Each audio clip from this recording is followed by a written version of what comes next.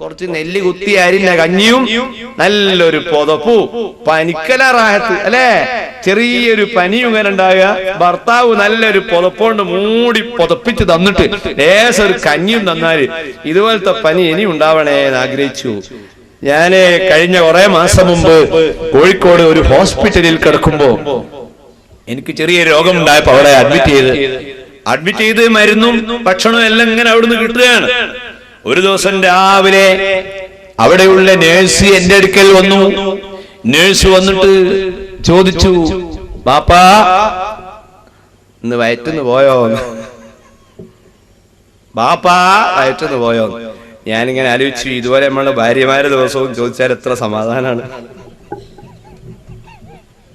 ഭാര്യമാരിൽ നിന്ന് ലഭിക്കാത്ത പരിഗണനകൾ നേഴ്സുമാരിൽ നിന്ന് ലഭിക്കുക. എന്താ കാരണം? നേഴ്സിന് ട്രെയിനിങ് ഉണ്ട്.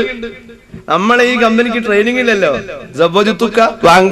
ബിന്ദി ഓക്കെ പിടിച്ചു കൊണ്ടുവന്ന് ഏത് ട്രെയിനിങ്? ഇനി ട്രെയിനിങ് കൊടുക്കാൻ കഴിയോ?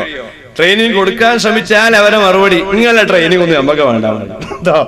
അപ്പൊ ഈ പെൺകുട്ടി ഇവിടെ എന്നോട് ചോദിക്കുക, ബാപ്പാ വയറ്റുന്ന് പോയോ? അപ്പൊ ഇതുപോലത്തെ ഒരു ചോദ്യം ദിവസവും നമ്മളോട് ഭക്ഷണം ഇന്നത്തെ ഭക്ഷണമൊക്കെ റാഹത്തായോ എന്ന് ചോദിച്ചാൽ നമ്മളെന്താ പറയാ? വളരെ ഉഷാറുള്ളത്. അത് ചോദിക്കണ്ടേ? ചോദിച്ചിട്ടണ്ടേ? അപ്പൊ സഹോദരിമാരോട് ഞാൻ പറയാണ്, വറഖത്ത് ഇബ്നു നൗഫൽ എന്ന് പറയുന്ന ഡോക്ടറെ സമീപത്തേക്ക് റസൂലുള്ളാഹിനെ കൊണ്ടുപോകുന്നത് ഖദീജ ബീവിയാണ്. ഉമ്മമാര് മനസ്സിലാക്കണം, നിങ്ങൾക്ക് രോഗമായാൽ നിങ്ങളെ ആശുപത്രിയിൽ ഭർത്താവ് കൊണ്ടുപോകാറുണ്ട്. എന്നാൽ ആ ഭർത്താവിന് രോഗമായാൽ ആ ഭർത്താവിനെ ഡോക്ടറെ സമീപത്ത് കൊണ്ടുപോകാൻ നിങ്ങൾക്ക് കഴിയണം. ഭർത്താവ് ഇങ്ങനെ കിടന്ന് പനിക്കുകയാണ്. ആ പനിക്കുന്ന ഭർത്താവിന്റെ കാലിന്റെ അടുത്ത് പോയി ഇങ്ങനെ ഇരുന്ന് ചോദിക്കണം, അല്ല നമ്മൾ ഡോക്ടർ അടുത്ത് പോകണം എന്നൊക്കെ തോന്നുന്നുണ്ട്. ആരാമ പോവുക? ഞാൻ ഉണ്ടല്ലോ ഇവിടെ.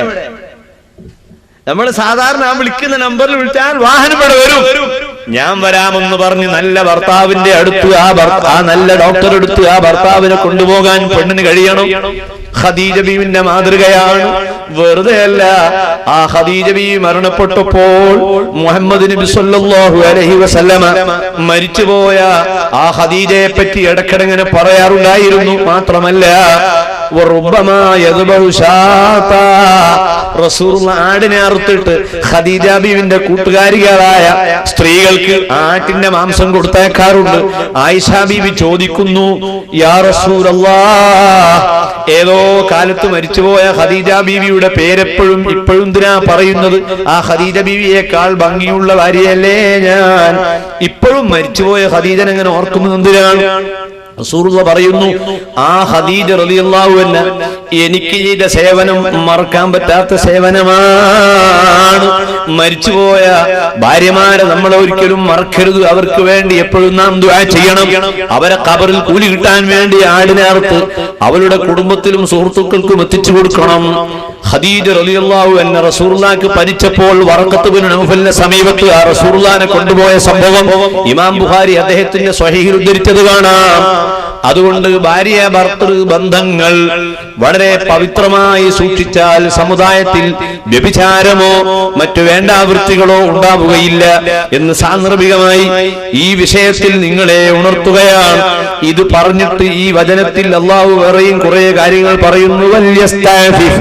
الذين لا يجدون نكاحا حتى يغنيهم الله من فضله. ഒരാൾക്ക് കല്യാണം കഴിക്കാൻ വളരെ ആഗ്രഹമുണ്ട്, പക്ഷേ മഹർ കൊടുക്കാൻ അദ്ദേഹത്തിന്റെ കയ്യിൽ പണമില്ല, സ്വന്തം ഒരു വീടില്ല. കല്യാണം കഴിച്ചു കൊണ്ടുവന്ന പെണ്ണിന് ഏതെങ്കിലും വാടക വീട്ടിൽ അവിടെയും ഇവിടെയും താമസിച്ച് അവളെ ബുദ്ധിമുട്ടാക്കരുത്. അവൾക്കൊരു മാന്യതയുണ്ട്, അവൾക്കൊരു തറവാടിത്തമുണ്ട്. ആ തറവാടിത്തം പ്രകാരം അവളെ പരിഗണിച്ചു കൊള്ളണം. അവൾക്ക് ആവശ്യമായ കാര്യങ്ങൾ ചെയ്തു കൊടുക്കണം. 6 മാസത്തിലൊരിക്കൽ അവൾക്ക് വസ്ത്രം നൽകണം. ഓരോ ദിവസവും അവൾക്ക് ഭക്ഷണം കൊടുക്കണം. ആഴ്ചയിൽ 2 തവണ ഇറച്ചി കൊടുക്കണം. വ്യാഴാഴ്ച മാംസത്തിന്റെ ആഹാരം കൊടുക്കൽ സുന്നത്താണ്. തിങ്കളാഴ്ചയും സാധിക്കുമെങ്കിൽ മാംസത്തിന്റെ ആഹാരം കൊടുക്കൽ സുന്നത്താണ്. അല്ലാത്ത ദിവസങ്ങളിൽ പച്ചക്കറി കൊടുക്കലാണ് നല്ലത്. എല്ലാ ദിവസവും ഇറച്ചിയും മീനും കൊടുത്താൽ ആ പെണ്ണ് രോഗത്തിന്റെ പെട്ടിയായി മാറും. പിന്നെ എന്നും ആശുപത്രിയിൽ പോകേണ്ടി വരും. അപ്പോ ഇറച്ചിയുടെ വിഷയവും വസ്ത്രത്തിന്റെ വിഷയവും എല്ലാം വളരെ കൃത്യമായി അതെല്ലാം ഇസ്ലാം മതം പഠിപ്പിച്ചു. എന്നാൽ മഹർ കൊടുക്കാൻ പണമില്ല, ഈ പെൺകുട്ടിക്ക് താമസിക്കാൻ വീടുണ്ടാക്കാനുള്ള കഴിവുമില്ല. അങ്ങനെയുള്ള ഘട്ടങ്ങളിൽ ഇഫത്തിനെ പാലിക്കണം. പെണ്ണ് കെട്ടാതെ തന്നെ ജീവിക്കാൻ നിങ്ങൾ പഠിക്കണം. കല്യാണം കഴിക്കരുത് അത്തരം ഘട്ടങ്ങളിൽ. മാത്രവുമല്ല, കല്യാണം കഴിക്കുന്നില്ല എന്നതിന്റെ പേരിൽ ഇസ്ലാം പൊരുത്തപ്പെടാത്ത ലൈംഗിക ബന്ധങ്ങളിലേക്ക് പോകാനും പാടില്ല.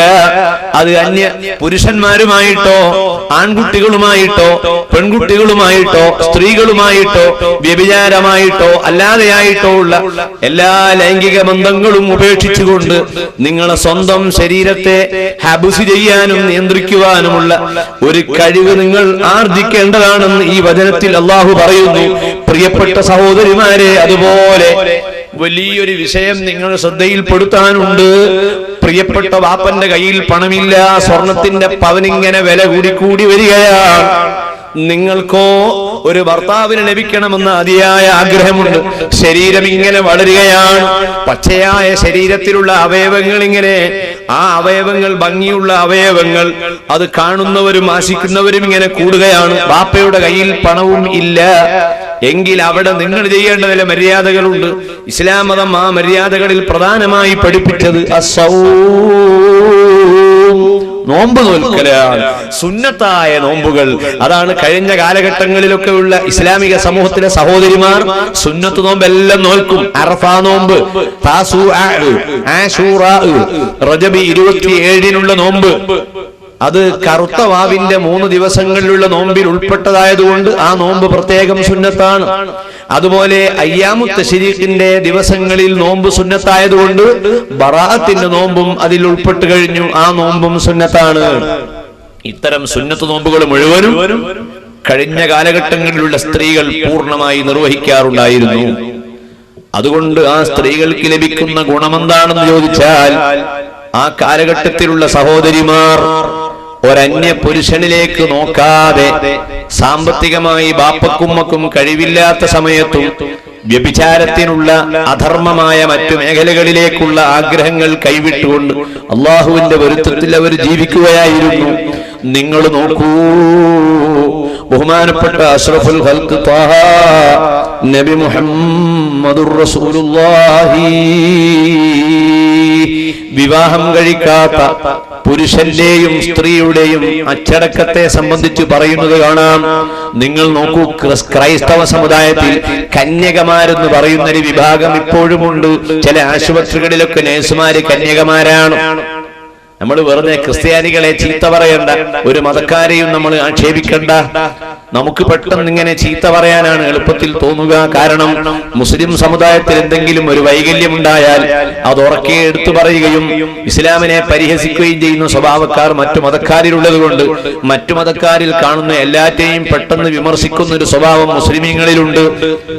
ഞാൻ നിങ്ങളോട് പറയട്ടെ, ഒരിക്കലും തന്നെ ക്രൈസ്തവ സമൂഹത്തിലുള്ള അവരെ പ്രവർത്തനങ്ങളെ നമ്മൾ വിമർശിക്കാൻ പാടില്ല. കന്യകാ സ്ത്രീകൾ എന്ന് പറയുന്ന ഒരു വിഭാഗം ഇന്നും ക്രൈസ്തവ സമൂഹത്തിൽ സജീവമാണ്. അതായത് ഒരു കുടുംബത്തിൽ കുറെ പെൺകുട്ടികൾ ജനിച്ചാൽ ഒരു പെൺകുട്ടിയെ അവർ മഠത്തിലേക്ക് നേർച്ചയാക്കുന്നു, കന്യകാ മഠത്തിലേക്ക് നേർച്ചയാക്കുന്നു.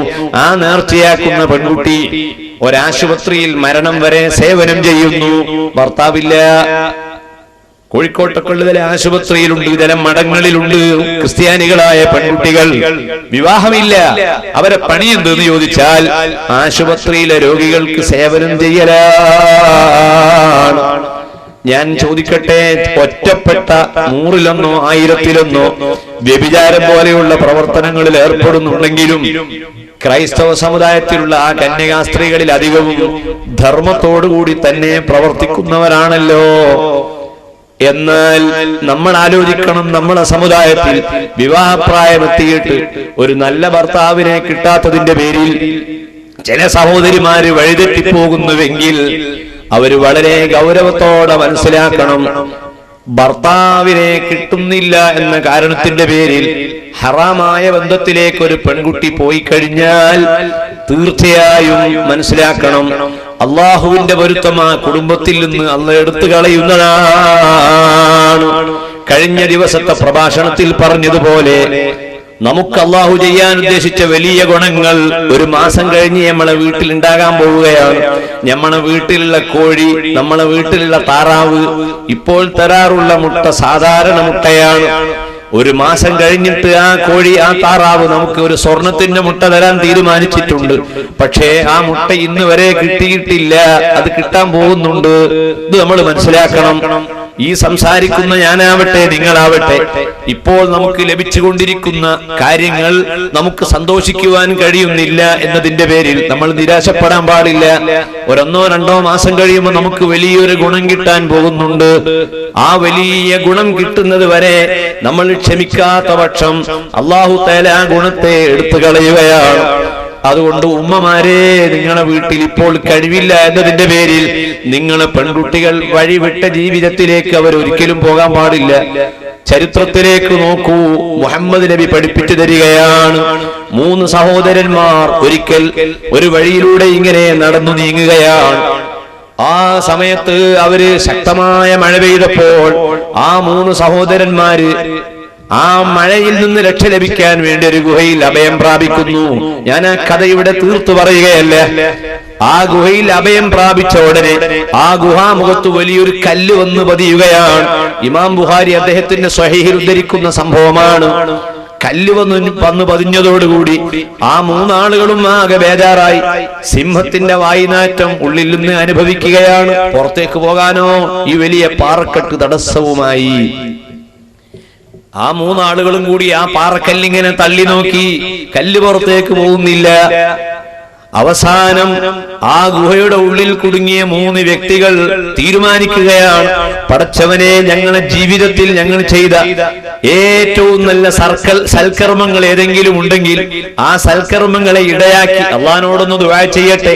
അല്ലാഹു തആല ഉത്തരം ചെയ്യണമെങ്കിൽ നമ്മൾ ചെയ്യുന്ന സൽക്കർമ്മങ്ങൾ മുൻനിർത്തി ദുആ ചെയ്താൽ അല്ലാഹു ഉത്തരം ചെയ്യും. കസ്റ്റംസിൽ ഒരാൾ കുടുങ്ങി ദുബായിൽ നിന്ന് വരികയാണ്. അവന്റെ ബിസ്ക്കറ്റും അവന്റെ പെട്ടിയൊക്കെ പോലീസ് പിടിച്ചു. ആ സന്ദർഭത്തിലാണ് ആ കസ്റ്റംസിൽ കുടുങ്ങുന്ന മനുഷ്യൻ ഏറ്റവും വലിയ ബേജാറാകുന്നത്.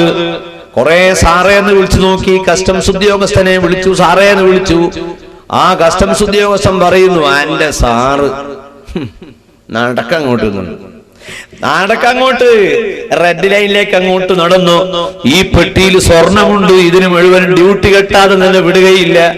അപ്പോഴാണ് ആ സാധുവായ മനുഷ്യൻ അവിടെ വെച്ച് ദുആ ചെയ്യുന്നു, പടച്ചവനെ, യാതൊരു വിഷമവുമില്ലാതെ ഈ സാധുവായ മനുഷ്യൻ ഈ കസ്റ്റംസിൽ നിന്ന് രക്ഷപ്പെടുകയാണെങ്കിൽ ഈ പെട്ടിയിലുള്ള സാധനത്തിന് നേരെ പകുതി യതീംഖാനയ്ക്ക് ഞാൻ കൊടുത്തുകൊള്ളാം, നാട്ടിലെ പള്ളിക്ക് കൊടുക്കാം, മദ്രസക്ക് കൊടുക്കാം എന്ന് അവൻ അവിടെ നിയ്യത്ത് ചെയ്യുന്നു. അള്ളാഹു അവനെ രക്ഷപ്പെടുത്തുന്നു. കസ്റ്റംസിൽ നിന്ന് എല്ലാം റെഡിയായി പുറത്തു വന്നപ്പോൾ ഇത് മുഴുവൻ കൊടുക്കാൻ, നിശ്ചയിച്ച് കൊടുക്കാൻ അവന് മടി തോന്നുന്നു. അപ്പോഴവനോട് കണക്കുണ്ടാക്കുകയാണ്. ഞാൻ പകുതി എന്ന് പറഞ്ഞത് അങ്ങനെ പകുതി എന്നല്ല പറഞ്ഞത്, ഈ പോക്കുവരവിന്റെ ചെലവെല്ലാം കീഴ്ച്ചിട്ടുള്ള പകുതിയാണ്. അല്ലെങ്കിലും അള്ളാഹ്ക്കറിയാലോ നമ്മളെ കഷ്ടപ്പാട്. ഓരോരോ വകുപ്പുണ്ടാക്കിയിട്ട് ആ തീരുമാനിച്ചതിൽ നിന്ന് അവൻ പിൻവലിയുകയാണ്. അതുകൊണ്ട് തന്നെ ഫത്ഹുൽ മുഈനിൽ കാണാം, നേർച്ചയാക്കുന്ന സമയത്ത് ഇന്നത് സാധിച്ചാൽ ഇത്ര ഞാൻ കൊടുക്കാം എന്ന നേർച്ച, അത് കറാഹത്താണ്. ആ നേർച്ചയാക്കൽ അതിന് കൂലി കുറയുന്നതാണ്. എന്നാൽ ഏറ്റവും നല്ല കൂലിയുള്ളത് ഏതാണെന്ന് അറിയാമോ? കഴിഞ്ഞ ദിവസം, കഴിഞ്ഞ ഒരു വർഷം, കഴിഞ്ഞ കൊല്ലം ആരും അറിയാത്ത ഒരു സ്വകാര്യമായ ഇബാദത്ത്, അല്ലാഹു ആകുന്ന നീയല്ലാതെ വേറെ ആരും കാണാത്ത ഒരു സൽക്കർമ്മം റബ്ബേ ഞാൻ ചെയ്തിട്ടുണ്ട്. ആ സൽക്കർമ്മത്തിന്റെ ബർക്കത്ത് കൊണ്ട് എന്നെ നീ രക്ഷപ്പെടുത്തണേ എന്ന് ദുആർന്നാൽ അല്ലാഹു ആ മനുഷ്യനെ രക്ഷപ്പെടുത്തുന്നതാണ്. വകദാലിക നുൻജിൽ മുഅ്മിനീൻ. യൂനുസ് നബി അലൈഹിസ്സലാമിനെ ഒരു വലിയ തിമിംഗലം വന്ന് വിഴുങ്ങിയപ്പോൾ ആ തിമിംഗലത്തിന്റെ വയറ്റിൽ നിന്ന് ബഹുമാനപ്പെട്ട യൂനുസ് നബി അലൈഹിസ്സലാം രക്ഷപ്പെട്ടത് അങ്ങനെയാണ്. ഫലൗലാ അന്നഹു കാന മിനൽ മുസബ്ബിഹീൻ ലലബിസ ഫീ ബത്നിഹി ഇലാ യൗമി യുബ്അസൂൻ. ഈ മനുഷ്യത്തിന്റെ തിമിംഗലത്തിന്റെ വയറ്റിൽ കിടക്കുന്ന യൂനുസ് നബി അലൈഹിസ്സലാം റബ്ബിനോട് പറയുകയാണ്, വളരെ മുമ്പേ ഞാൻ ദിക്ർ ചെല്ലുന്ന ആളാണെന്ന് റബ്ബേ നിനക്കറിയാമല്ലോ. ആ ദിക്റിന്റെ മഹത്വം കൊണ്ട് എന്നെ നീ രക്ഷപ്പെടുത്തണം. അള്ളാഹു യൂനുസ് നബിയെ രക്ഷപ്പെടുത്തി. കഴിഞ്ഞ കാലഘട്ടങ്ങളിൽ നമ്മൾ ചെയ്ത അമലുകൾ മുൻനിർത്തി റബ്ബിനോട് ദുആർന്നാൽ റബ്ബ് ദുആക്ക് ഉത്തരം നൽകുന്നവനാണ്. അല്ലാതെ നമ്മളൊരു പ്രയാസത്തിൽ കുടുങ്ങുമ്പോൾ മുന്നോട്ട് നന്നായിക്കൊള്ളാമെന്ന് പറയുന്നിടത്തല്ല ഭംഗി. നിങ്ങൾ ഓർക്കണം, ആ ഗുഹയുടെ ഉള്ളിൽ 3 ആള് കുടുങ്ങുകയാണ്. 3 ആളുകളും തീരുമാനിച്ചു ഞങ്ങളുടെ ജീവിതത്തിൽ ഞങ്ങൾ ചെയ്ത സൽക്കർമ്മങ്ങൾ മുന്നിൽ വെച്ചുകൊണ്ട് റബ്ബിനോട് ദുആ ചെയ്യാമെന്ന്. ആ 3 ആളും 3 വിഷയമാണ് റബ്ബിന്റെ മുൻപിൽ സമർപ്പിക്കുന്നത്. അത് രണ്ടും ഞാൻ പറയുന്നില്ല, ഒന്നേ പറയുന്നുള്ളൂ. ആ ഒന്നേതാ? അത് നമ്മുടെ വിഷയത്തിൽക്കുള്ളതാ. ഒരാൾ റബ്ബിനോട് പറയുകയാണ്, ഇതുപോലെന്തെങ്കിലും ഒന്ന് പ്രയാസം കൊടുക്കുന്ന സമയത്ത് റബ്ബിനോട് പറയാൻ നമ്മൾ ഉണ്ടാക്കി വെക്കണം. നമ്മളെ ഭാര്യ പോലും അറിയാത്ത, നമ്മളെ മക്കള് പോലും അറിയാത്ത എന്തെങ്കിലും ഒരു ധർമ്മം ചെയ്ത കൂലി റബ്ബിൽ നിന്ന് നമുക്ക് ലഭിക്കണം. നമ്മളെ അടുത്ത വീട്ടിലൊരു സഹോദരൻ നമ്മളെ വീട്ടിൽ വന്നു, നമ്മോട് പറഞ്ഞു ഞാനൊരു ചെറിയ പ്രയാസത്തിലാണ്, ഒരു ചെറിയ സഹായം നിങ്ങൾ ചെയ്യണം. വളരെ സ്വകാര്യമാണ്, ആരോടും ഞാൻ ചോദിച്ചിട്ടില്ല, കാരണം ലജ്ജ കൊണ്ട്. നിങ്ങളും ആരോടും പറയരുത്, നാളെ മഹ്ശറാലോകത്തല്ലാതെ ഇതാരും അറിയണ്ട എന്ന് പറഞ്ഞുകൊണ്ട് ആ മനുഷ്യൻ നമ്മളോട് സഹായം ചോദിക്കുന്നു. ആരും അറിയാതെ ആ മനുഷ്യന് 5000 ഉറുപ്പിക എടുത്ത് നമ്മളയാളെ കയ്യിൽ വെച്ചിട്ട് പറയുന്നു, ഇത് നമ്മൾ രണ്ടും മാത്രമേ അറിയൂ, പിന്നെ അറിയുന്ന ഒറ്റാട് മാത്രമേ ഉള്ളൂ റബ്ബ്. സുബ്ഹാനല്ലാഹ്, ആ ധർമ്മത്തിന്റെ അത്ര കൂലി ലോകത്ത് വേറൊരു ധർമ്മത്തിനുമില്ല. حتى لا تعلم يمينه حتى لا تعلم شماله ما تنفق يمينه صدق رسول الله. അവന്റെ വലത്തെ കൈ കൊണ്ട് ചെലവഴിച്ച സംഖ്യ ഇടത്തെ കൈ അറിയുന്നില്ല, അവന്റെ ഭാര്യയ്ക്ക് പോലും അറിയില്ല. ഇതുപോലെയുള്ള സൽക്കർമ്മങ്ങൾ ഒരാൾക്കുണ്ടെങ്കിൽ ആ മനുഷ്യൻ വിജയിച്ചു. അങ്ങനെയുള്ള കുറെ നല്ല അമലുകളെ കൊണ്ട് അള്ളാഹു നമ്മളെ വിജയിപ്പിച്ചു തരട്ടെ. നമ്മളെ സ്വഭാവം നമ്മളെ അറിയാതെ പറഞ്ഞു പോകും. അങ്ങനെ നമ്മളെ സ്വഭാവം ഉള്ളത്. നമ്മളൊരാൾക്ക് എന്തോ ഒരു സാധനം പേന കൊടുത്തു, ആ പേനയും കുത്തി അവൻ ഇങ്ങനെ നടക്കുന്നു, ഒരു കല്യാണം വീട്ടിൽ നിന്ന് കണ്ടു. അപ്പൊ അത് ശരി, എങ്ങനെയുണ്ട് എഴുത്തൊക്കെ? ഇത് വേറെ ആരും അങ്ങനെ കേൾക്കുന്നുണ്ട്. എന്താ നിങ്ങൾ സംസാരിക്കുന്നത്? ഒന്നുമില്ല, ഞാനൊരു പേന കൊടുത്ത് പറയാണ്. ഞാൻ പിന്നെ വേറെ ആരും കേൾക്കണ്ടെന്ന് മനസ്സിലാക്കി മെല്ലെ പറഞ്ഞപ്പോഴാണ് നിങ്ങൾ ചോദിച്ചത്. അല്ലേ, നമ്മളെ പരിപാടി ഏതാണ്? ഇവിടെ ഈ ഗുഹയുടെ ഉള്ളിൽ അല്ലാഹു അല്ലാതെ ആരും സഹായിക്കാനില്ലാത്ത സമയം അതാ ആ സഹോദരൻ റബ്ബിന്റെ മുമ്പിൽ വെക്കുകയാണ്. പടച്ചവനെ, ഈ പാറക്കല്ല് ഈ ഗുഹയുടെ മുഖത്തുനിന്ന് അല്പം നീയൊന്ന് മാറ്റിത്തരുന്നില്ലെങ്കിൽ ഇത് എന്റെ ഖബറായി മാറിപ്പോകും. ഞങ്ങൾ 3 ആളും വളരെ വിഷമത്തിലാണ്. അവരെ ഫയൽ അവർ പരിശോധിക്കുന്നു, എന്ത് സൽക്കർമ്മമാണ് അവർ ചെയ്തത് എന്നവർ അന്വേഷിക്കുകയാണ്. അവസാനം ആ യുവാവ് തന്റെ ജീവിതമാകുന്ന ഡയറി പരിശോധിച്ചപ്പോൾ പ്രായപൂർത്തിയായത് മുതൽ ഇന്നലെ വരെ ചെയ്ത കർമ്മങ്ങൾ മുഴുവനും എടുത്തു നോക്കുമ്പോൾ ഒരു കർമ്മവും, ആരും കാണാത്ത കർമ്മങ്ങളൊന്നും കാണുന്നില്ല. ഒരു ചെറിയൊരു സംഗതി മാത്രം ഓർമ്മയിൽ വരുന്നു. അത് വെച്ച് റബ്ബിനോട് ദുആ ചെയ്യുന്നു, യാ റബ്ബ്, എന്റെ അടുത്ത വീട്ടിൽ സുന്ദരിയായ ഒരു പെൺകുട്ടി ഉണ്ടായിരുന്നു. ആ പെൺകുട്ടി സാമ്പത്തികമായി വളരെ പ്രയാസത്തിലായിരുന്നു. നമ്മളെ അടുത്ത വീട്ടിൽ കഴിയുന്ന പെൺകുട്ടികൾ, സാധുക്കൾ സാമ്പത്തികമായി പ്രയാസപ്പെടുമ്പോൾ കടം ചോദിക്കാൻ വേണ്ടി നമ്മളെ വീട്ടിൽ ചിലപ്പം വരും. ആ വരുന്ന സമയത്ത് അവളെ സൗന്ദര്യത്തിൽ ഒരിക്കലും ആശിച്ചു പോകാതെ, അവളെ ശരീരത്തിൽ ആഗ്രഹത്തോടെ നോക്കിപ്പോകാതെ, അവളെ വന്ന വിഷയം നന്നായി ശ്രദ്ധിച്ച് എന്തെങ്കിലും ഒരു ഗുണം ചെയ്താൽ അല്ലാഹു ചോദിക്കുന്നു, ഹൽ ജസാഉൽ ഇഹ്സാനി ഇല്ലൽ ഇഹ്സാൻ ഫബിഅയ്യി ആലാഇ റബ്ബികുമാ തുകദ്ദിബാൻ. ഹൽ ജസാഉൽ ഇഹ്സാനി ഇല്ലൽ ഇഹ്സാൻ. അല്ലാഹുവിനോട് ആത്മാർത്ഥമായ ഒരു മനുഷ്യൻ എന്തെങ്കിലും ചെയ്താൽ അതിന് കിട്ടുന്ന സമ്മാനം അല്ലാഹുവിൽ നിന്ന് ഏറ്റവും സങ്കീർണ ഘട്ടത്തിൽ ലഭിക്കുന്ന സഹായങ്ങളാണ്. ഈ ആയത്തിന്റെ വ്യാഖ്യാനം വളരെ വിശദമായി പണ്ഡിതന്മാർ പറയുന്നുണ്ട്. അതിൽ നിന്ന് ചെറിയൊരു അർത്ഥമാണ് ഞാൻ നിങ്ങളെ ശ്രദ്ധയിൽപ്പെടുത്തിയത്. സഹോദരിമാരെ മനസ്സിലാക്കണം, ആ സഹോദരൻ അവിടെ വെച്ച് ദുആ ചെയ്യുന്നു. ഒരു യുവതി എന്റെ വീട്ടിൽ വന്നു, എന്നോട് കടം ചോദിച്ചു. ഞാൻ ചോദിച്ചു, എന്താണ് മോളെ നിന്റെ ആവശ്യം? പ്രിയപ്പെട്ട ചെറുപ്പക്കാര, കുടുങ്ങിയിട്ട് വന്നതാണ്, ഭക്ഷണം കഴിച്ചിട്ട് ദിവസങ്ങളായി, ഗോതമ്പിന്റെ മാവ് കിട്ടിയാൽ അതുകൊണ്ട് റൊട്ടി ഉണ്ടാക്കി തിന്നാം. പക്ഷെ ഗോതമ്പ് കിട്ടാൻ കേസില്ലല്ലോ. വളരെ വിഷമത്തിലായതുകൊണ്ട് ഞാൻ ഇങ്ങോട്ട് കയറിയതാണ്. നിങ്ങൾ എന്നെ സഹായിക്കുമോ? ആ യുവാവ് അതാ ആ പെൺകുട്ടിക്ക് ഗോതമ്പ് നൽകുകയാണ്. അതുമായി ആ യുവതി സന്തോഷത്തോടു കൂടി തിരിച്ചു പോവുകയാണ്. ആ കടത്തിന് അവധിയും പറഞ്ഞിട്ടുണ്ടായിരുന്നു. ആ അവധി പറഞ്ഞ സമയമായപ്പോൾ യുവാവ് ആ സഹോദരിയോട് ചോദിക്കുന്നു, അല്ല, മുമ്പ് വാങ്ങിപ്പോയതാണ്, സാധനം കിട്ടിയിട്ടില്ല, എവിടെ? അവധിയെത്തിയാൽ കൊടുക്കണമെന്ന വിവരമൊന്നും പെണ്ണെ നിനക്കറിയില്ലേ? അപ്പോഴാണ് ആ പെണ്ണിങ്ങോട്ട് കരയുകയാണ്. അല്ല ചെറുപ്പക്കാരാ, ഒരു കാര്യം, ഈ സംഖ്യ നിങ്ങളോട് വാങ്ങിയ വസ്തു തിരിച്ചു തരാനുള്ള യാതൊരു വകുപ്പും എന്റെ കയ്യിലില്ല. രാജസീതായ റബ്ബ്, ആ റബ്ബാണ് എന്നെ മുതലാളിയാക്കിയത്. എന്നെ കഴിവില്ലാതെ ദരിദ്രയാക്കിയതും ആ റബ്ബ് തന്നെയാണ്. ചെറുപ്പക്കാരൻ പറയുന്നു, എന്നോടതൊന്നും പറയണ്ട, ബടായി പറയണ്ട. ഞാൻ തന്നതിന് പകരം കൊണ്ട് തരാതെ അതൊരു വർത്തമാനവും ഇല്ല. ചില മുതലാളിമാരുടെ വർത്തമാനം അങ്ങനെ സംഭവിക്കാറുണ്ട്. വരച്ച വരയിൽ ഷൈലോക്കിനെ പോലെ ചെയ്യുന്ന ആളുകളുണ്ട്. വെനീസിലെ കച്ചവടക്കാരൻ ഷൈലോക്ക്, അവൻ പറഞ്ഞ മറുപടിയാണല്ലോ അത്. തരാനുള്ള സാധനം തന്നില്ലെങ്കിൽ പാഠം പഠിപ്പിക്കുമെന്ന് വാശി പറയുന്ന ആളുകളുണ്ട്. അവർക്ക് അള്ളാന്റെ സഹായം സന്നിഗ്ധ ഘട്ടങ്ങളിൽ ലഭിക്കുകയില്ല. ഈ സഹോദരി അവസാനമായി പറയുന്നു, നിങ്ങളോട് എനിക്ക് ഒറ്റ കാര്യമേ പറയാനുള്ളൂ. ഈ ഇടപാട് തീർക്കാൻ എന്റെ കയ്യിൽ യാതൊരു മാർഗവുമില്ല. ഒരൊറ്റ മാർഗമേ എന്റെ മുൻപിലുള്ളൂ, എന്റെ ശരീരം. അല്ലാഹു പറയുന്നു, വാതൂഹും മിമ്മാലില്ലാഹി അല്ലദീ ആതാകും വലാ തുക്രിഹു ഫതയാതികും അലൽ ബിഗാ. ഈ ആയത്തിന്റെ നേർക്കുള്ള അർത്ഥമല്ല ഞാൻ പറയുന്നത്. ഈ ആയത്തിന്റെ ഉള്ളിൽ നിന്ന് മനസ്സിലാക്കാവുന്ന കുറെ ആശയങ്ങൾ. ഒരൊറ്റ പെൺകുട്ടിയെയും നിങ്ങൾ വേശ്യാവൃത്തിക്ക് നിർബന്ധിക്കാൻ പാടില്ല.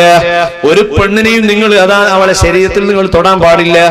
ഒരൊറ്റ പെണ്ണിന്റെയും ശരീരത്തിലേക്ക് നിങ്ങൾ ആശയോടെ നോക്കാൻ പാടില്ല. പിന്നെയോ അവളെ ചാരിത്രം നിങ്ങൾ കാത്തു സൂക്ഷിക്കണം, അവളെ ശരീരം. അവൾ പറയുന്നു, യുവാവേ, ഈ കടം വീട്ടാൻ ഒറ്റ മാർഗമേ എന്റെ മുൻപിലുള്ളൂ, എന്റെ സുന്ദരമായ ശരീരം. ഇതുവരെ ഈ ശരീരം ഒരു യുവാവും തൊട്ടിട്ടില്ല, എന്റെ ചാരിത്രം ആരും നശിപ്പിച്ചിട്ടില്ല. ഈ ശരീരം വേണമെങ്കിൽ യുവാവേ നിങ്ങൾ ആസ്വദിച്ചോളൂ. സുബ്ഹാനല്ലാഹ്, ഒരു പരീക്ഷണ ഘട്ടമാണ്. ചില സെക്കൻഡുകളാണ് റബ്ബ് നമ്മളെ പരീക്ഷിക്കുന്ന സന്ദർഭങ്ങൾ. ആ സന്ദർഭത്തിൽ അല്ലാഹു തആല നമുക്കെല്ലാവർക്കും കാവൽ നൽകുമാറാകട്ടെ. സഹോദരന്മാര് മനസ്സിലാക്കണം, ആ പെൺകുട്ടി അതാ കിടക്കുകയാണ്. ആ ചെറുപ്പക്കാരൻ അവളെ ശരീരത്തിലേക്ക് കൈ നീട്ടുകയാണ്. അവൾ തന്നെയാണല്ലോ ആവശ്യപ്പെട്ടത്, കടം വീഴാനുള്ള മാർഗം എന്റെ ശരീരത്തെ നിങ്ങൾ ഉപയോഗിച്ചോളൂ. ആ യുവാവ് അവളെ കയ്യിലേക്ക്, ശരീരത്തിലേക്ക് കൈ നീട്ടിയപ്പോൾ ആ പെണ്ണിന്റെ വായിൽ നിന്ന് വരുന്ന മറുപടി എന്താണ്? നൽകുന്ന മറുപടി, അല്ലാഹു നൂറുസ് സമാവാതി വൽ അർള് മസലു നൂരിഹി കമിസ്കാത്തിൻ ഫീഹാ മിസ്ബാഹ് المصباح في زجاجة الزجاجة كأنها كوكب دري يوقد من شجرة مباركة زيتونة لا شرقية ولا غربية. ഈ ആയത്തിലൂടെ അല്ലാഹു തആല ഈമാന്റെ, സത്യവിശ്വാസത്തിൻ്റെതായ ഉദാഹരണം എടുത്തു പറയുകയാണ്. ഇത് വിവരിക്കുവാൻ ഞാൻ അശക്തനാണ്. ഈ ആയത്തിന്റെ അർത്ഥം പറയാൻ എനിക്ക് അർഹതയില്ല. ഈമാന്റെ വെളിച്ചം പടച്ച റബ്ബേ, ഈ മജ്ലിസിൽ ഹാജരായ സാധുക്കളായ ഞങ്ങൾക്ക് ഈമാൻ ഏറ്റി തരണം റഹ്മാനേ. അതാ നിങ്ങൾ മനസ്സിലാക്കണം, പുതപ്പ് കച്ചവടം ചെയ്യുന്ന ജോലിയാണ്, കമ്പിളി പുതപ്പിന്റെ പരിപാടിയാണ്, കമ്പിളി കൊണ്ട് പുതപ്പ് നെയ്യുന്ന പണിയാണ്. വേറൊരു പണിയും ദുനിയാവിലില്ല. അദ്ദേഹത്തിന്റെ പേരെന്താണ്? അതാ എന്നാണ് പേര്, അതാഉ സുലമി എന്നാണ് പേര്. ജോലി കമ്പിളി കൊണ്ട് പുതപ്പ് നെയ്യലാണ്. ആ കമ്പിളി കൊണ്ട് പുതപ്പ് നെയ്ത് അതിങ്ങനെ തലയിൽ വെച്ച് കൊണ്ടു നടക്കുന്ന ജോലിയാണ്. രാവിലെ മാർക്കറ്റിൽ പോകും, എല്ലാ കടയിലും കയറും, ഒരു കടയിൽ കയറിയിട്ട് ഈ കമ്പിളിയുടെ പുതപ്പ് അത് മുഴുവനും ആ വരാന്തയിൽ വെക്കുകയാണ്. വെച്ചിട്ട് ആ കടയുടെ ഉടമയോട് പറയുന്നു, ഞാൻ വളരെ കഷ്ടപ്പെട്ടുണ്ടാക്കിയ കമ്പിളി പുതപ്പാണ്, അതിന് നിങ്ങൾ നല്ലൊരു വില തരണം. സുബ്ഹാനല്ലാഹ്. ആ ഹോൾസെയിൽ വ്യാപാരി ആ കമ്പിളിയുടെ പുതപ്പിന്റെ കെട്ടിൽ നിന്ന് ഒരു പുതപ്പ് ഇങ്ങോട്ട് എടുത്തിട്ട് പറയുന്നു, നിങ്ങൾ ഈ പുതപ്പ് നമുക്ക് വേണ്ട. കാരണം നിങ്ങളെ പുതപ്പിന്റെ ഉള്ളിൽ, കമ്പിളിന്റെ പുതപ്പിൽ നെയ്ത്തിൽ പിഴയുണ്ട്. പഴയ കാലത്ത് തുണിഷാപ്പിൽ പോയി ഓമശ്ശേരിയും കൊടുവള്ളിയൊക്കെ പോയി തുണി വാങ്ങാൻ പോകുമ്പോ നെയ്ത്തിൽ പിഴ കണ്ടാൽ പിന്നെ അത് വാങ്ങൂല. മില്ലിൽ നിന്ന് സംഭവിക്കുന്ന അബദ്ധമാണ്. ഇപ്പോഴത്തെ കുട്ടികൾക്ക് അത് അറിയില്ല, പഴയ തലമുറക്ക് നന്നായി അറിയാം. തുണി ആദ്യം നോക്കൽ അങ്ങനെ ഒറ്റ നിവർത്തൽ, ആ നിവർത്തിയിട്ട് ഒരു എന്തെങ്കിലും ഒരു പിഴവ് കണ്ടാൽ അവിടെ വേറെ നിർത്തി. ഇപ്പൊ ആരും നിർത്താറില്ല, ഇപ്പൊ ഇതിന് സമയമല്ലല്ലോ. ഇപ്പൊ ആകെ കളറ് ഉഷാറുണ്ടെങ്കിൽ ഓക്കെ, കളറ് സ്റ്റൈൽ ഇല്ലെങ്കിലോ വേണ്ട. അന്ന് അതല്ല, അന്ന് കളർ ഏതായാലും നെയ്ത്തിൽ പിഴ കണ്ടാൽ മടക്കും, അല്ലെങ്കിൽ വാങ്ങും. നിങ്ങൾ ആലോചിക്കണം, സുലമിയുടെ കമ്പിളിപ്പുതപ്പ് ആ വ്യാപാരി എടുത്ത് നോക്കിയപ്പോൾ അതിൽ പിഴവ് കണ്ടു. അദ്ദേഹം പറയുന്നു, നിങ്ങളെ പുതപ്പ് എനിക്ക് വേണ്ട. ബഹുമാനപ്പെട്ട അതാഉ സുലമി അക്കെട്ടുമായി അടുത്ത പീടികയിൽ കയറുന്നു. ആ പീടികയിൽ നിന്നും ലഭിക്കുന്ന മറുപടി, ഒന്നിൽ തകരാറ് കണ്ടതുകൊണ്ട് എമ്മക്ക് ഒന്നും വേണ്ട, മടക്കിക്കൊണ്ടുപോയിക്കോ. അപ്പോഴാണ് അതാഉ സുലമി ആ പീടികത്തിനിടയിൽ അതാ കരഞ്ഞ് കരഞ്ഞ് കരഞ്ഞ് കരഞ്ഞ് കണ്ണീര് വറ്റിപ്പോയി. വ്യാപാരി ചോദിക്കുന്നു, ഓ മനുഷ്യ, എന്തിനാണ് കരയുന്നത്? സാധനം വിൽക്കാൻ വേണ്ടി വന്നു, അതിൽ തകരാറുള്ളത് കൊണ്ട് വേണ്ടാന്ന് പറഞ്ഞ് ഇനി കരയലാണോ പരിഹാരം? നിങ്ങൾക്ക് കേടില്ലാത്ത പുതപ്പ് കൊണ്ടുവന്നുകൂടെ? കേടുള്ളത് വാങ്ങാഞ്ഞിട്ട് കരഞ്ഞിട്ട് കാര്യമുണ്ടോ? ബഹുമാനപ്പെട്ട അതാഉ സുലമി ആ സമയത്ത് നൽകുന്ന മറുപടി, ഞാൻ എന്റെ പുതപ്പിന്റെ കാര്യത്തിന് വേണ്ടി കരയുകയല്ല, ഞാൻ എത്രയോ അധ്വാനിച്ച് ഈ കമ്പിളിന്റെ പുതപ്പ് കഷ്ടപ്പെട്ടുണ്ടാക്കി. ഒരു പുതപ്പിന്റെ ഉള്ളിൽ ചെറിയൊരു ന്യൂനത കണ്ടപ്പോൾ പുതപ്പ് മൊത്തം വേണ്ടാന്നാണല്ലോ നിങ്ങൾ പറഞ്ഞത്. എന്നാൽ എത്ര കാലമായി ഞാൻ നിസ്കരിക്കുന്നു, എത്ര കാലമായി ഞാൻ നോമ്പ് നോൽക്കുന്നു. ആ നിസ്കാരവും നോമ്പും ശർത്ത് ഒത്തതാണോ? മര്യാദകളെല്ലാം പൂർത്തിയായതാണോ? ഇതെല്ലാം കൂടിയായി നാളെ റബ്ബിന്റെ ഹദറത്തിൽ സാധുവായ അതാഉ സുലമിയെ ഹാജരാക്കുമ്പോൾ ഫന്നാഖിദു ബസീർ, സ്വർണം മാറ്റുരച്ചു നോക്കുന്നവൻ നല്ല വിദഗ്ധനാണെങ്കിൽ ഒരൊറ്റ ഒരസൽ കൊണ്ട് മുഴുവൻ തിരിയുമല്ലോ. ഇഖ്റഅ കിതാബക കഫാ ബിനഫ്സിക്കൽ യൗമ അലൈക ഹസീബാ. നീ ചെയ്യുന്ന സർവ്വ കർമ്മങ്ങളും നാളെ റബ്ബിന്റെ മുമ്പിൽ ഹാജരാക്കും. അവിടെ റബ്ബ് എന്റെ നിസ്കാരവും നോമ്പും തള്ളുമോ എന്ന ഭയം. നിങ്ങൾ കമ്പിളിപ്പുതപ്പിൽ പിഴവ് കണ്ടപ്പം മടങ്ങിയപ്പോൾ എന്റെ മനസ്സിനെ ബാധിച്ച രോഗമാണ്, അതാണ് ഞാൻ കരയുന്നത്. അല്ലാതെ നിങ്ങൾ കമ്പിളിപ്പുതപ്പ് തിരിച്ചതിന്റെ പേരിലുള്ള ദുഃഖമല്ല. ഇതാണ് മനുഷ്യന്റെ ഈമാൻ. ആ ഈമാൻ അല്ലാഹു നമുക്ക് ഏറ്റിത്തരട്ടെ. അല്ലാഹു നൂറു സമാവാതി വൽ അർള്. ആ സഹോദരൻ, ആ യുവാവ് ആ പെൺകുട്ടിയുടെ ശരീരത്തിൽ കൈ നീട്ടിയപ്പോൾ ചെറുപ്പക്കാരി മറുപടി പറയുന്നു, എല്ലാം റെഡിയാണ്, ഭൗതികമായ ഒരു തകരാറുമില്ല. സൗന്ദര്യമുള്ള സ്ത്രീയുടെ നേരെയാണ് നിങ്ങൾ കൈ നീട്ടിയത്. പക്ഷേ ഒരു കാര്യം നിങ്ങൾ മനസ്സിലാക്കണം, ലോകത്തുള്ള മലായിക്കത്തിന് സാക്ഷി, എല്ലാം കാണുന്ന ഒരു പടച്ചവനുണ്ട്. അതുകൊണ്ട് ഇത്തത്തില്ല, റബ്ബിനെ നിങ്ങൾ സൂക്ഷിച്ചോളണം. എന്നെ സാധുവാക്കിയ റബ്ബാണ് നിങ്ങളെ മുതലാളിയാക്കിയത്. ആ റബ്ബ് കാണും. അവിവാഹിതയായ പെൺകുട്ടിയാണു ഞാൻ. എന്നെ നിങ്ങൾക്ക് തൊടാൻ കഴിയണമെങ്കിൽ നിക്കാഹ് തസ്വീജിന്റെ ഒരു പദം വേണം, മഹറും തരണം.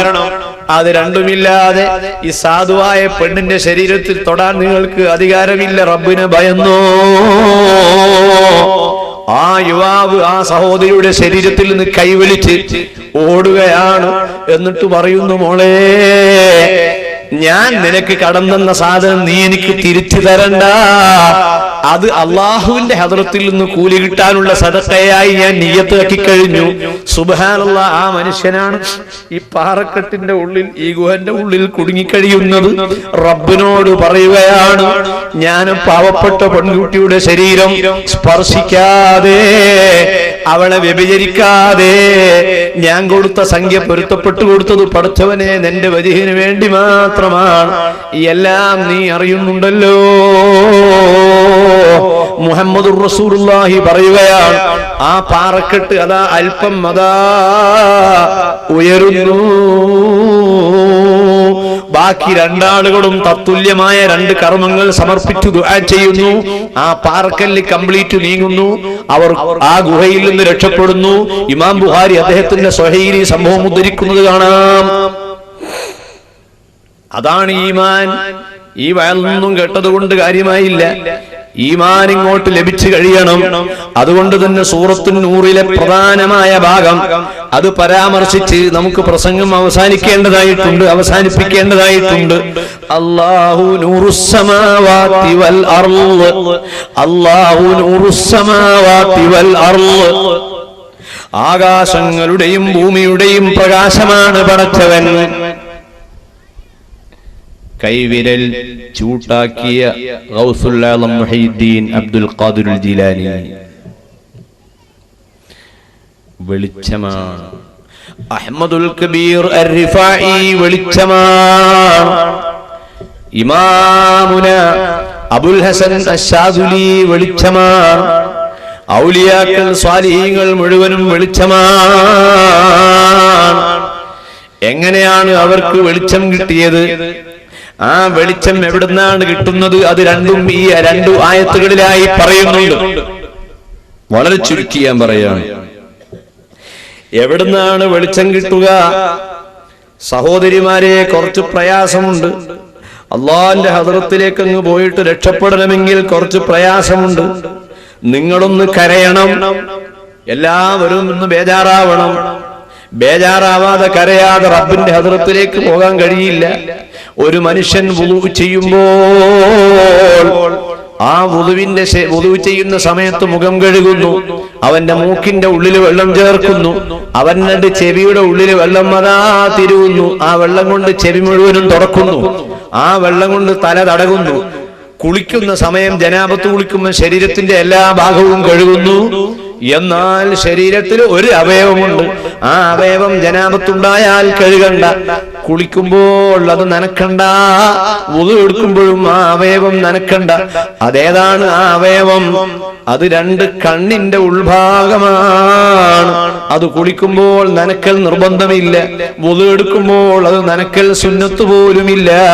കുളിക്കുമ്പോഴും വുളു എടുക്കുമ്പോഴും അതിന്റെ ഉള്ളിൽ വെള്ളം ചേർക്കൽ സുന്നത്തില്ല, നിർബന്ധമില്ല. കണ്ണ്, ബാക്കി എല്ലാ ശരീരത്തിന്റെ എല്ലാ അവയവങ്ങളും ഒന്നുകിൽ നിർബന്ധമാണ്, അല്ലെങ്കിൽ സുന്നത്താണ്. കഴുകൽ, നനയ്ക്കൽ, തുടക്കൽ. കണ്ണിന്റെ ഉൾഭാഗം നനക്കണമെന്നും നിയമമില്ല എങ്കിൽ നിങ്ങൾ മനസ്സിലാക്കണം, ആ കണ്ണെപ്പോഴെങ്കിലും ഒന്ന് നനക്കണ്ടേ? അത് നനക്കാനുള്ള സന്ദർഭം ഏതാണ്? ഒറ്റയ്ക്ക് ഇരുന്നിങ്ങനെ കരയുക തന്നെ, കുറച്ച് നമ്മൾ ബേജാറാവുക തന്നെ. പ്രിയപ്പെട്ട സഹോദരിമാരെ, സഹോദരന്മാരെ, അള്ളാഹുവിന്റെ ഹദ്റത്തിലേക്ക് പോയി രക്ഷപ്പെടണമെങ്കിൽ ആ കണ്ണുകൊണ്ട് കരയാതെ നിർവാഹമില്ല. അത് കരയാനുള്ള മാർഗമാണ് ഖബർ സിയാറത്ത് ചെയ്യൽ. കരയാനുള്ള മറ്റൊരു മാർഗമാണ് റൂഹ് പിടിക്കുന്നവരുടെ ഹദ്റത്തിൽ പോകൽ. ഒരാൾ മരിക്കാൻ കിടക്കുകയാണ്, അവിടെ നിൽക്കൽ. മരിച്ച വീട്ടിലെ തജ്ഹീസിന് പങ്കെടുക്കൽ, അതൊക്കെ കരയാനുള്ള മാർഗങ്ങളാണ്. അതൊക്കെ അല്ലാഹു തആല അത്തരം സന്ദർഭങ്ങൾ ഉപയോഗപ്പെടുത്താൻ തൗഫീഖ് നൽകട്ടെ. പറഞ്ഞത് ഉണ്ടാക്കി കരയാനല്ല,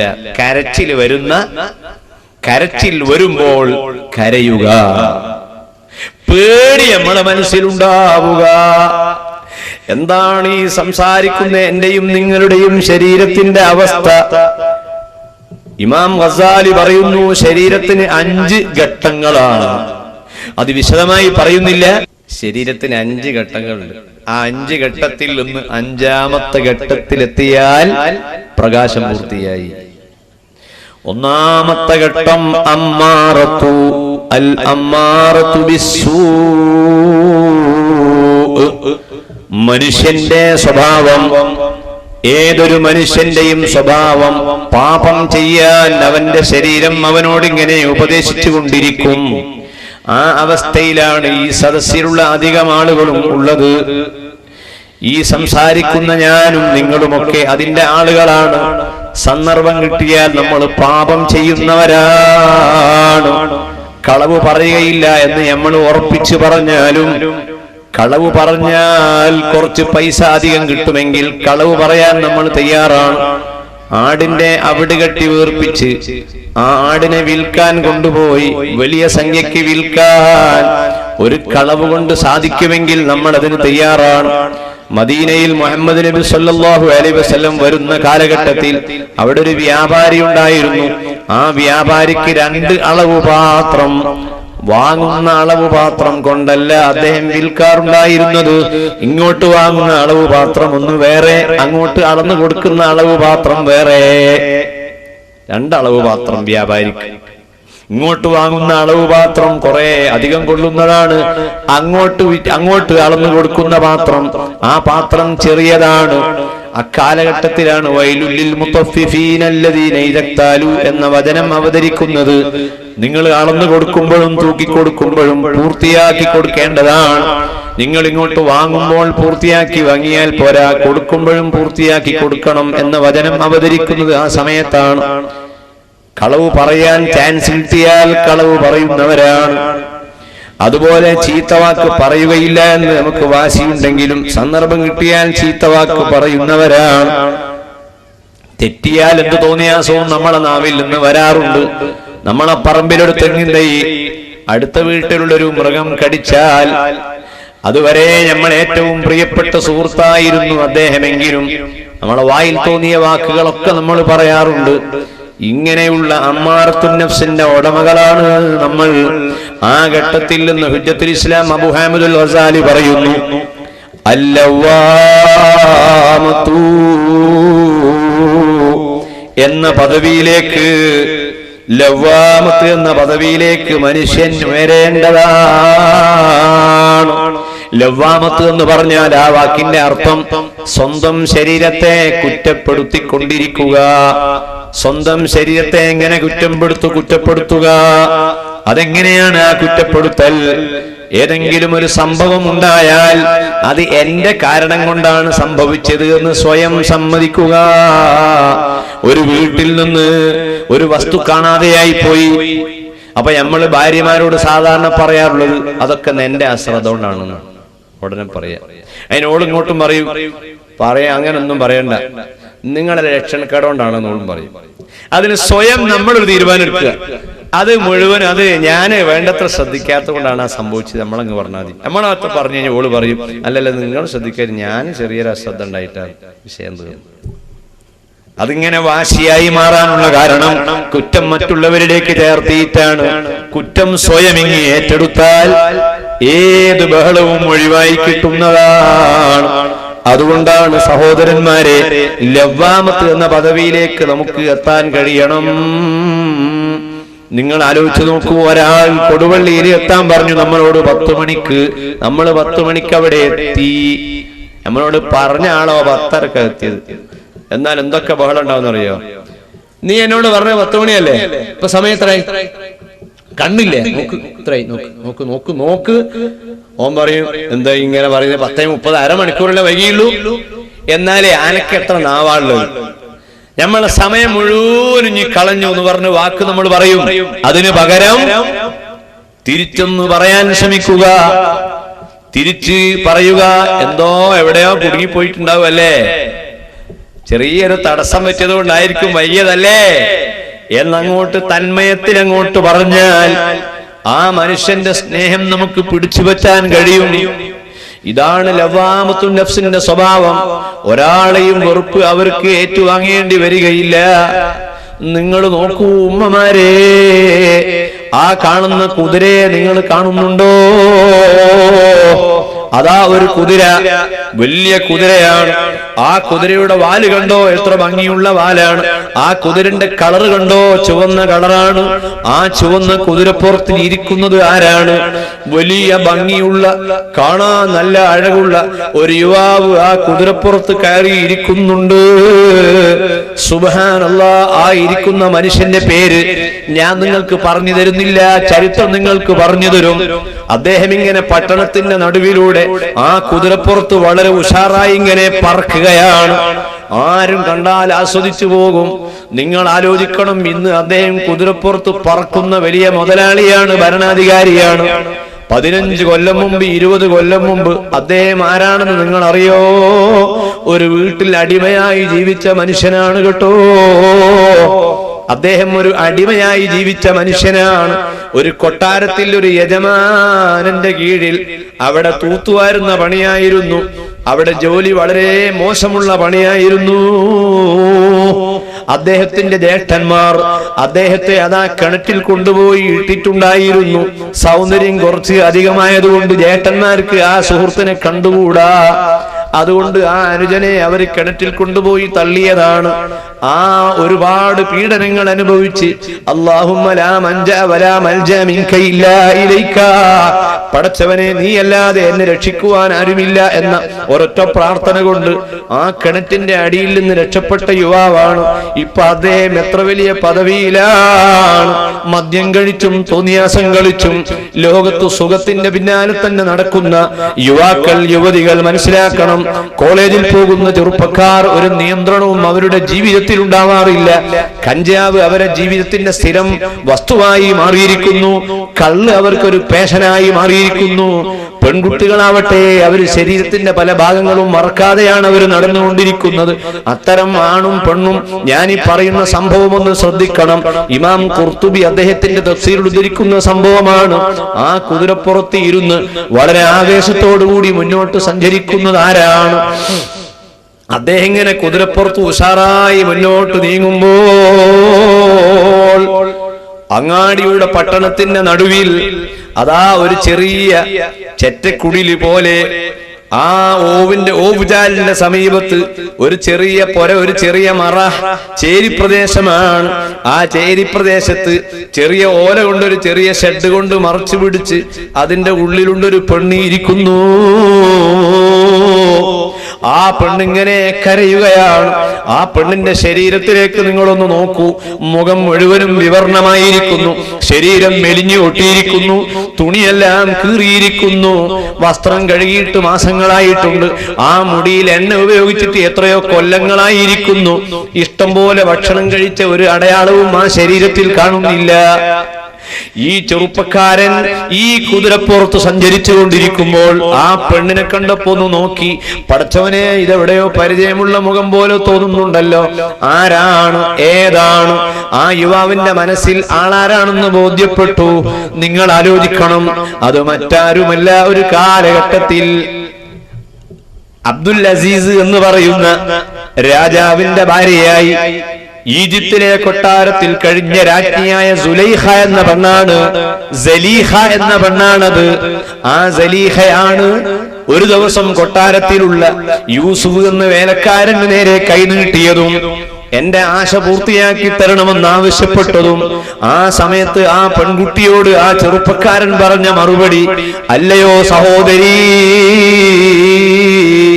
നിന്റെ മണിയറയേക്കാൾ എനിക്ക് ഏറ്റവും ഇഷ്ടം ജയിലറയാണ്. എന്റെ മണിയറയിൽ സുഖം പങ്കിടാൻ എന്നെ കിട്ടുകയില്ല. കാരണം നിനക്കൊരു ഭർത്താവുണ്ട്, ഞാനും നീയും ഭാര്യയും ഭർത്താവും എന്ന ബന്ധവും ഇല്ലല്ലോ. അതുകൊണ്ട് നിന്റെ ആശ പൂർത്തിയാക്കാൻ എന്നെ കിട്ടുകയില്ല. ആ ചെറുപ്പക്കാരൻ കുതറി മാറി. ആ യുവാവിന്റെ പേരറിയാത്തവർ ഈ സദസ്സിലില്ല. അത് ബഹുമാനപ്പെട്ട യൂസുഫ് സിദ്ദീഖ് അലൈഹിസ്സലാമാണ്. ഈ ലോകത്തെ ഏറ്റവും കൂടുതൽ സൗന്ദര്യമുള്ള ആൾ മുഹമ്മദുർ റസൂലുള്ളാഹി.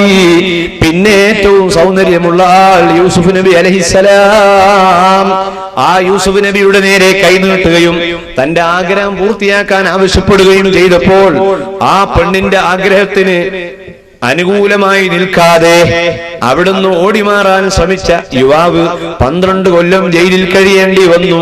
12 കൊല്ലത്തെ ജയിൽവാസത്തിനു ശേഷം ആ ചെറുപ്പക്കാരൻ അവിടുന്ന് അതാ വിദേശീലാളിതനായി പുറത്തു വരികയാണ്.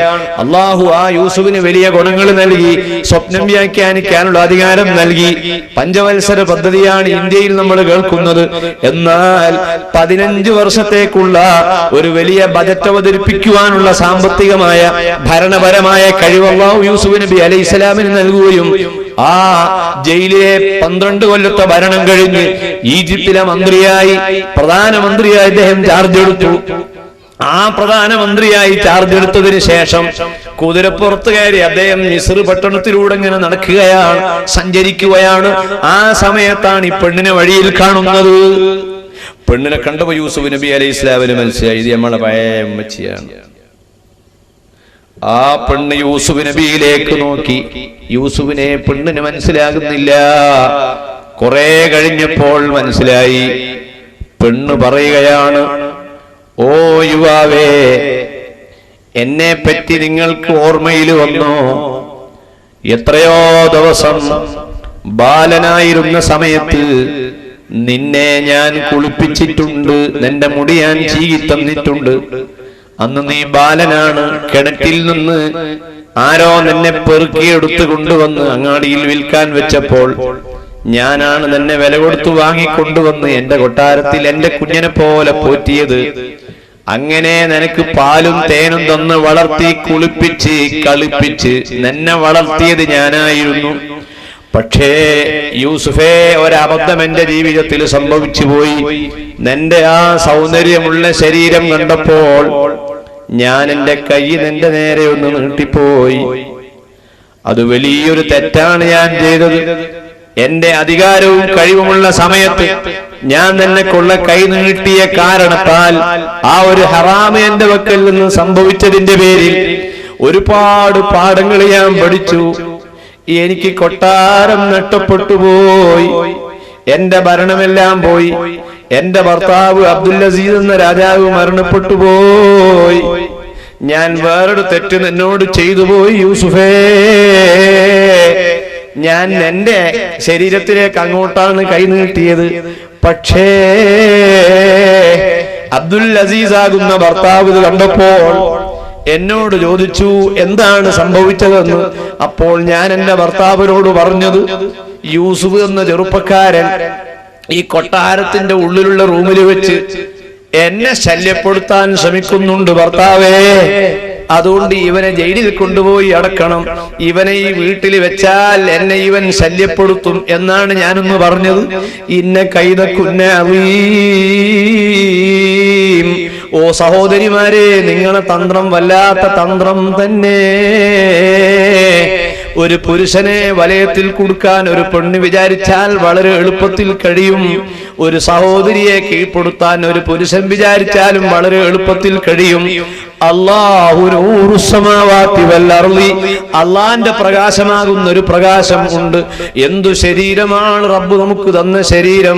ഇതുപോലത്തെ ശരീരമല്ലേ നമ്മുടെ നബിയായ മുഹമ്മദ് നബിക്ക് അല്ലാഹ് കൊടുത്തത്. ആ ശരീരത്തിൽ നിന്ന് ഒരു പാപവും വന്നില്ലല്ലോ. ഇതുപോലെയുള്ള ശരീരമല്ലേ അള്ളാഹ് അമ്പിയാക്കൾക്ക് നൽകിയത്. ആ ശരീരത്തിൽ നിന്നൊരു പാപവും വന്നില്ലല്ലോ. അള്ളാഹു ആ ശരീരത്തെ സംബന്ധിച്ചും ആ മനസ്സിനെ സംബന്ധിച്ചും പറയുകയാണ്, മസലു നൂരിഹി കമിഷ്കാത്തിൻ, ഒരു ചുമരിന്മേൽ, ഒരു മതിലിന്മേൽ ഒരു വിളക്കുമാടം. ആ വിളക്കുമാടത്തിൽ ഒരു വിളക്ക്. ആ വിളക്കുമാടത്തിന്റെ ഒരു ഭാഗം അടഞ്ഞിരിക്കുന്നു, മറുഭാഗം തുറന്നിരിക്കുന്നു. ആ വിളക്കുമാടത്തിൽ വെച്ചാൽ ഒരു ഭാഗത്തേക്ക് ലൈറ്റ് ധാരാളമായി ലഭിക്കും. ഇതാ ഈ കാണുന്ന ലൈറ്റ്, മറുഭാഗത്ത് ലൈറ്റ് ഇല്ല, ഇതിന്റെ ഉൾഭാഗത്തേക്ക് ലൈറ്റ് ഉണ്ട്. ഈ ലൈറ്റിനെ ചൂണ്ടിക്കാണിച്ചുകൊണ്ട് അല്ലാഹ് പറയുകയാണ്, മസലു നൂരിഹി, ഇതിന്റെ പ്രകാശം. എന്താണ് പ്രകാശത്തിന്റെ പ്രത്യേകത? പിന്നെ നോക്കിയിട്ട് കാണുന്നില്ല എന്നുള്ളത് തന്നെ ഒരു പ്രത്യേകത. തീരെ കാണുന്നില്ല. ഇതിന്റെ പ്രത്യേകത എന്താണ്? ഫീഹാ മിസ്ബാഹുൻ, ഈ വിളക്കുമാടത്തിന്റെ ഉള്ളിൽ നല്ലൊരു വിളക്കുണ്ട്. അൽ മിസ്ബാഹു, ആ വിളക്കാവട്ടെ ഫീ സുജാജത്തിൻ, അതൊരു ഗ്ലാസിന്റെ ഉള്ളിലാണ് കവർ ചെയ്തിട്ടുള്ളത്, പളുങ്കിന്റെ ഉള്ളിലാണ്. പളുങ്ക് നേരത്തെ തന്നെ നല്ല വെളിച്ചമാണ്, പ്രകാശമാണ്. ആ പ്രകാശമുള്ള പളുങ്കിന്റെ ഉള്ളിലാണ് ഈ വിളക്ക് വെച്ചിട്ടുള്ളത്.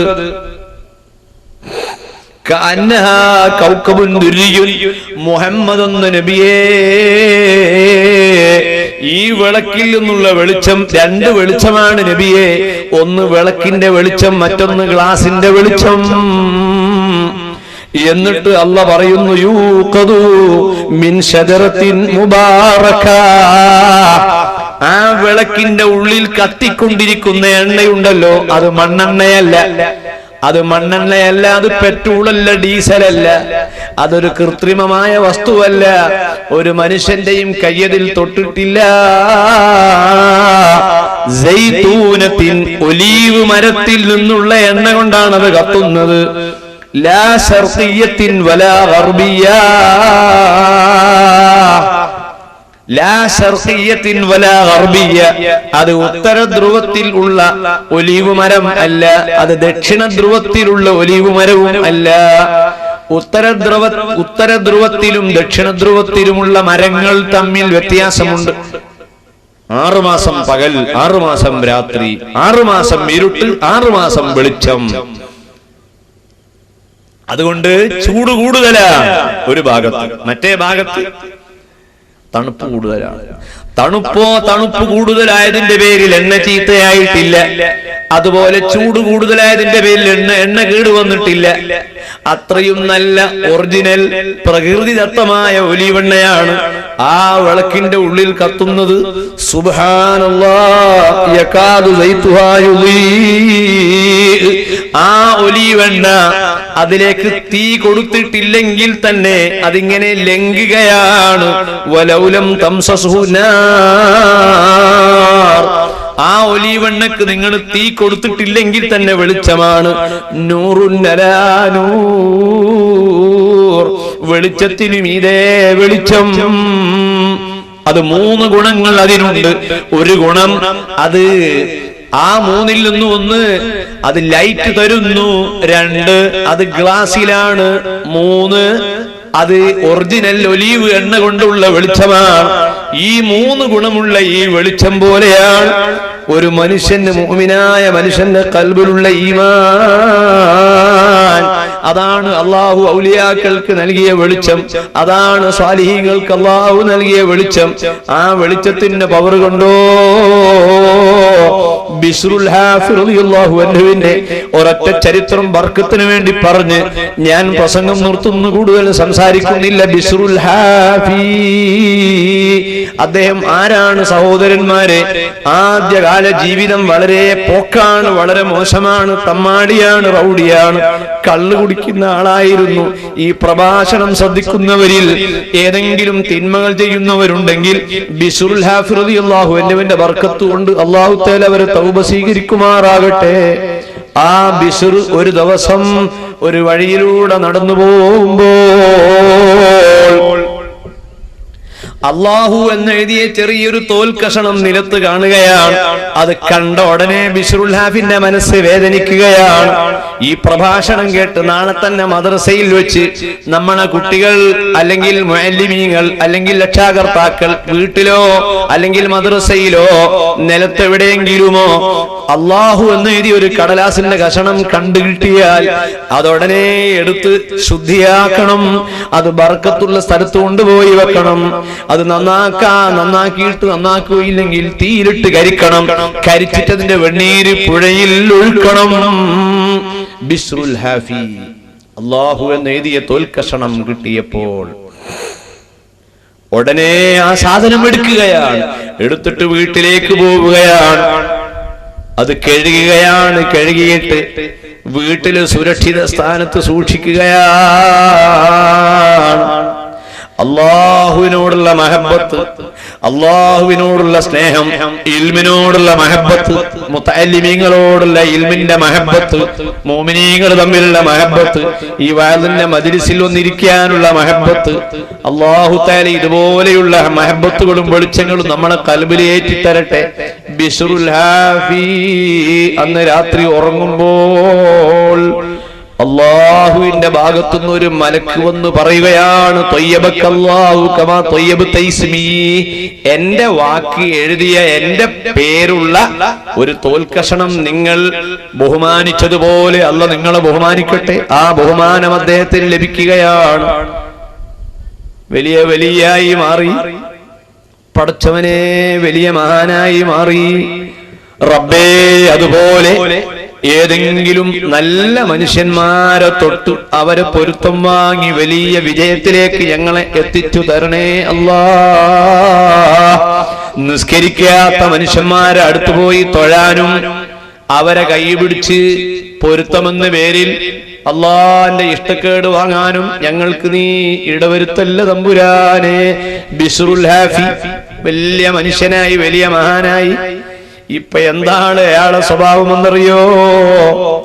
അദ്ദേഹം ഏതെങ്കിലും ഒരു വീട്ടിലേക്ക് ക്ഷണിക്കപ്പെട്ടാൽ, അദ്ദേഹം ഏതെങ്കിലും ഒരു വീട്ടിൽ ഒരു സദ്യക്ക് വന്നാൽ, അദ്ദേഹം എവിടെയെങ്കിലും ഒരു പ്രസംഗത്തിന് വന്നാൽ, അദ്ദേഹം എവിടെയെങ്കിലും പോയിരുന്നാൽ അവിടെ മുഅ്മിനീങ്ങൾ ഇങ്ങനെ ഒരുമിച്ച് കൂടുകയാണ്. ഇന്നല്ലദീന ആമനു വഅമിലുസ് സ്വാലിഹാത്തി സയജഅലു ലഹുമുർ റഹ്മാനു വദ്ദാ.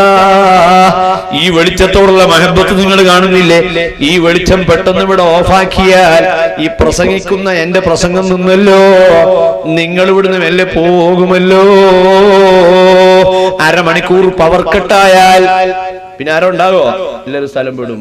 അതാണ് വെളിച്ചത്തിന്റെ പവർ. ബിശ്റുൽ ഹാഫി എവിടെങ്കിലും പോയാൽ അവിടെ എല്ലാരും ഇങ്ങനെ വട്ടത്തിൽ പൊതിയുകയാണ്.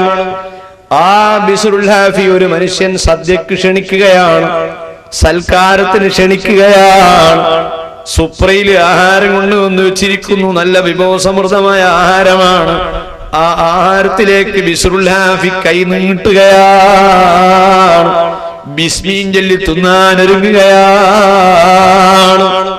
പക്ഷേ അദ്ദേഹത്തിന്റെ കൈ ആ ഭക്ഷണത്തിലേക്ക് നീട്ടും തോറും കൈ ഇങ്ങനെ ഇങ്ങോട്ട് വലിയുകയാണ്, ഭക്ഷണത്തിലേക്ക് കൈ അങ്ങോട്ട് നീളുന്നില്ല.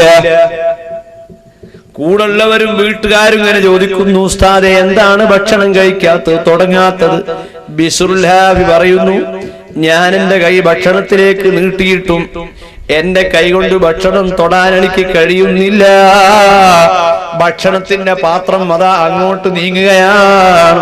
ബിശ്റുൽ ഹാഫി കൈ പിന്നെയും നീട്ടിയിട്ടും ഭക്ഷണം അങ്ങോട്ടങ്ങോട്ട് വലിഞ്ഞു പോവുകയാണ്.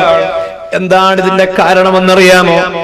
അതിന്റെ കാരണം ബിശ്റുൽ ഹാഫി ചോദിക്കുന്നു, ആ വീട്ടുകാരനോട് ചോദിക്കുന്നു, എന്നെ സൽക്കരിക്കാൻ വേണ്ടി നിങ്ങൾ ഉണ്ടാക്കിയ ഈ ഭക്ഷണം ഹറാം കലർന്ന ഭക്ഷണമാണോ? ഇതെവിടുന്നാണ് മനുഷ്യ നിങ്ങൾ കൊണ്ടുവന്നത്? സുബ്ഹാനല്ലാഹ്. നിങ്ങൾ കേട്ടിട്ടുണ്ടാകും, മുമ്പൊരു സഹോദരൻ വേറൊരാളെ തന്റെ വീട്ടിലേക്ക് ക്ഷണിച്ചു, നല്ല നീന്തർക്കൽ കൊണ്ടുവന്ന് കറി വെച്ചു. ആ സദ്യയെല്ലാം ഉണ്ടാക്കി കറിയൊക്കെ വെട്ടി തിന്ന് വിരുന്നുകാരൻ നന്നായി തിന്ന് എഴുന്നേറ്റ് പോകുന്ന സമയം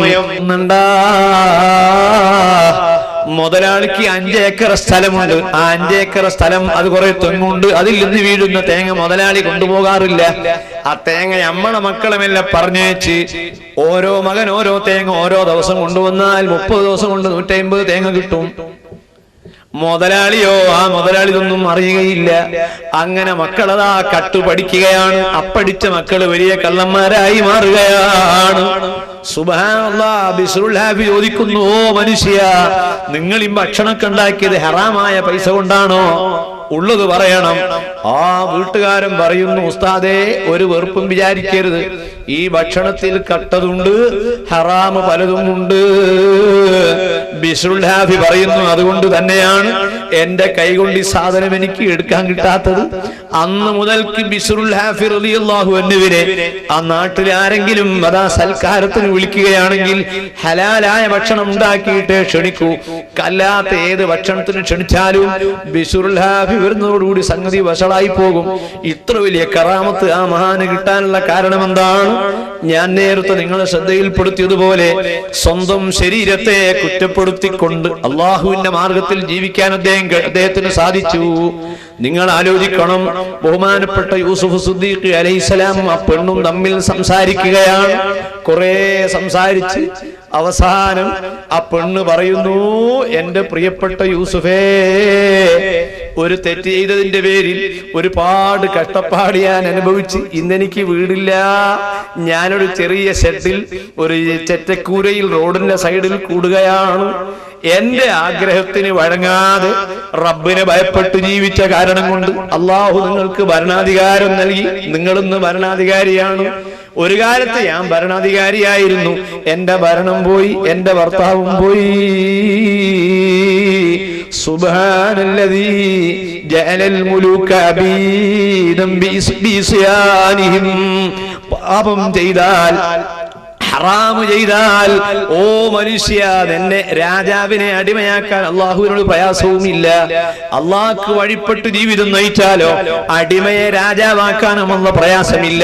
അൽഹംദുലില്ലാഹില്ലദീ ജഅലൽ അബീദ മുലൂകൻ ബിത്വാഅതിഹിം. ബഹുമാനപ്പെട്ട യൂസുഫ് നബി അലൈഹിസ്സലാം ആ കുതിരപ്പുറത്ത് വെച്ച് വിളിച്ചു പറയുകയാണ്, അൽഹംദുലില്ലാഹില്ലദീ ജഅലൽ അബീദ മുലൂകൻ ബിത്വാഅതിഹിം. അല്ലാഹുക്ക് വഴിപ്പെട്ട കാരണം കൊണ്ട് മാത്രമാണ് ഈ സാധുവായ യൂസുഫിന് രാജസ്ഥാനം കിട്ടിയത്. ഞാനിന്ന് മന്ത്രിയാണ്, ഭരണാധികാരിയാണ്. സുബ്ഹാനല്ലാഹ്.